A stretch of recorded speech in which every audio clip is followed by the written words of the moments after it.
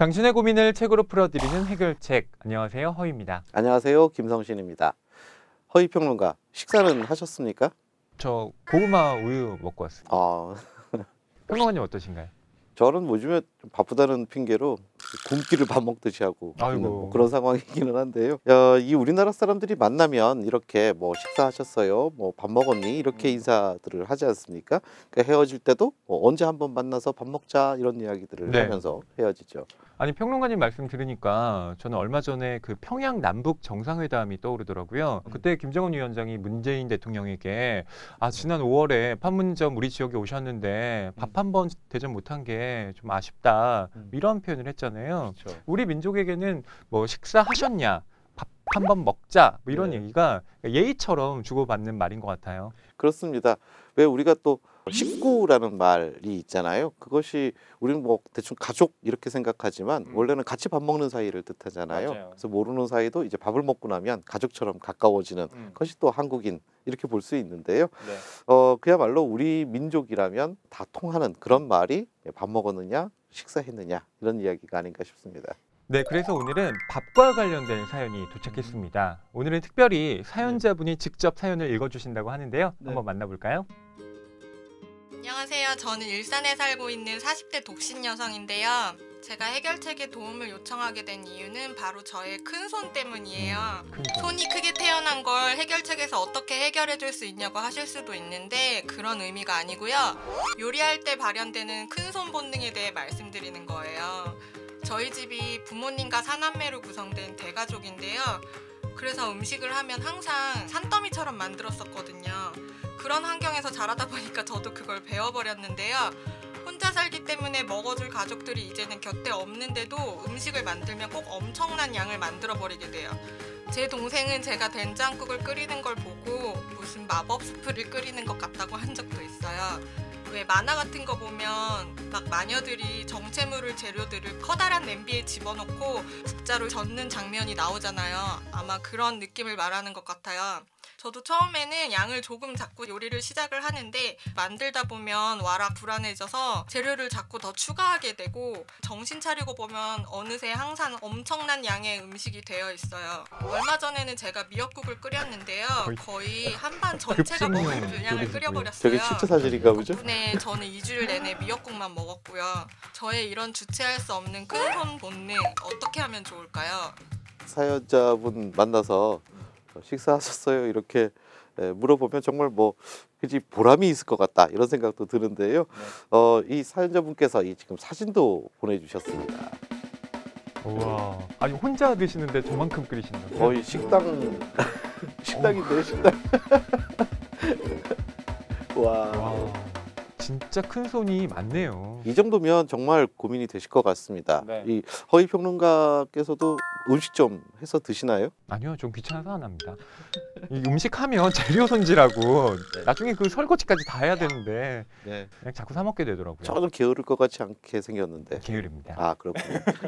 그럼 김성신 평론가님이 오늘 준비한 해결책은 뭔가요? 네, 저는 사연자분께서 워낙 대가족 집안에서 자란 것과 또 많은 음식을 그렇게 해서 만들고 먹었던 그 유년 시절을 기억하는 것이 이 오늘의 이 큰손을 만든 뭐 어떤 배경이 아니었을까 이렇게 짐작이 되는데요.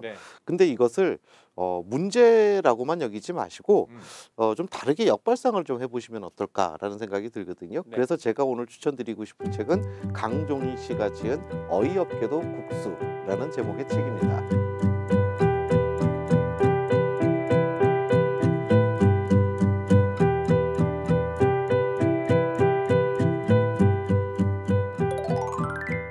어이없게도 국수. 제목이 독특한데요? 이 책의 저자는 국수를 정말 어마어마하게 좋아하는 분입니다. 저도 좀 국수 좋아하는 편인데요. 근데 이분하고 경쟁이 될지 모르겠어요. 이분 뭐라고 자신을 표현하나 하면요. 혈관 속에 냉면 육수가 흐르는 뼛속까지 진정한 면식 수행자, 그것이 나다라고 이야기를 하거든요. 저는 안 되겠네요. 패배를 시인하겠습니다. 이분이 아주 재밌는 분인데요. 40살이 되던 해에 중역에 올라가거든요. 근데 중역된 지 나흘 만에 사표를 내버리고 집으로 돌아옵니다. 와, 정말 이거 엄청난 결정인데요. 네, 바로 이때 이 저자는 자신이 가장 좋아하는 음식인 이 국수를 통해서 자신이 원하는 인생을 찾는데요. 그것은 바로 가족과 함께하는 그런 인생이었습니다. 그래서 이 책에서 저자는 바로 국수라는 이름으로 그러니까 인생을 깨닫고 힘을 얻는 일종의 수행의 화두 이런 것들을 얻게 되는 건데요. 네. 책 날개에 소개된 이 저자의 말을 제가 잠깐 읽어드리겠습니다. 네. 삶의 어떤 순간에나 존재하는 음식의 추억은 그 사람의 소소한 일상에서 나아가 한 일생을 담아낼 수 있는 어마어마한 기억의 창고다. 이 책의 저자처럼 오늘 사연 주신 분께서도 음식을 만들고 먹는 그 행위를 통해서 스스로의 삶을 성찰해보고 더 행복해지는 그런 계기를 한번 삼아보시면 어떨까, 네, 그런 생각이 듭니다.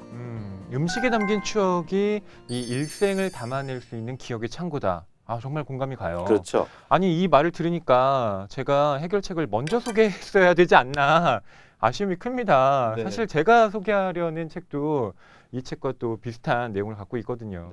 그러면 오늘 허위평론가가 추천하실 책은요? 제가 준비한 오늘의 해결책은 소래섭 작가가 지은 백석의 맛이라는 책입니다. 네.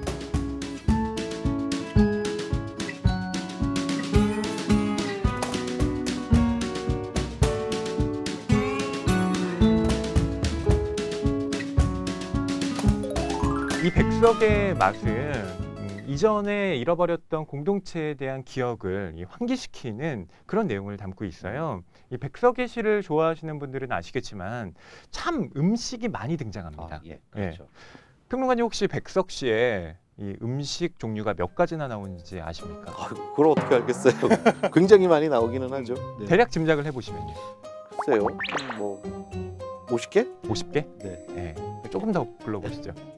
200개? 200개까지는 아니고요. 예. 이 책에 따르면 110여 종에 이른다고 합니다. 근데 그게 뭐 비싸거나 아주 고급진 음식이 아니라 토속적이고 또 서민적인 음식이 많이 나오기 때문에 사람들의 공감을 불러일으켜요. 네. 뭐 음식 종류를 말씀드리면 가자미 식혜도 있고요, 명태창난젓도 있고 메밀국수도 나옵니다. 네. 이런 백석시에 나오는 음식들은요, 단순히 이게 맛있다가 아니라 이게 내 유년과 맞닿으면서 그리고 그 흥성거렸던 과거의 이 공동체를 계속 불러내는 역할을 해요. 그렇죠. 그런 점에서 저는 이 백석의 맛을 사연자분이 읽으시면서 그때의 추억을 좀 떠올려 보실 수 있을 것 같아요. 네. 그러니까 오늘 사연 주신 분께서는 이 자신의 큰 손에 대해서 뭐 스스로 너무 스트레스 받지 마시고요. 그러니까 그야말로 이 새로운 공동체를 만들어 나가는 데 있어서 필요한 하나의 요소로서 이 큰 손 본능을 한번 적극적으로 활용해 보시면 어떨까, 그런 생각도 듭니다.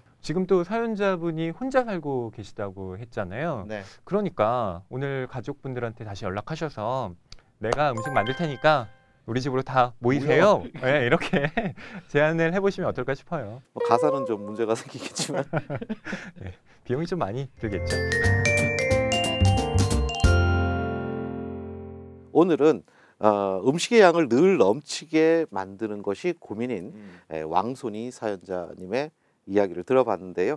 어쩐지 이야기 듣다 보니까 배가 출출해집니다. 그래서 오늘 평소 보고 싶었던 사람, 그리운 사람 밥 한 끼 함께 했으면 좋겠다라는 생각이 듭니다. 우선 저희끼리 식사 한번 하죠. 예, 그럴까요? 네.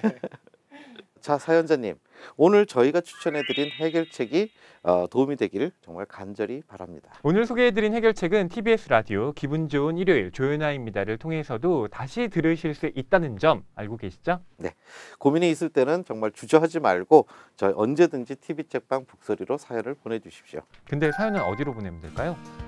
네, 사연은 TV책방 북소리 SNS와 홈페이지, 그리고 TBS 라디오 기분 좋은 일요일 조연아입니다 게시판을 통해서 남겨주시면 됩니다. 사연이 채택되신 분께는 이 고민 해결과 함께 저희가 추천드린 해결책도 함께 선물로 드리니까요. 많은 참여 부탁드릴게요. 저희는 이만 인사드릴게요. 다음 시간에 또 만나요. 안녕.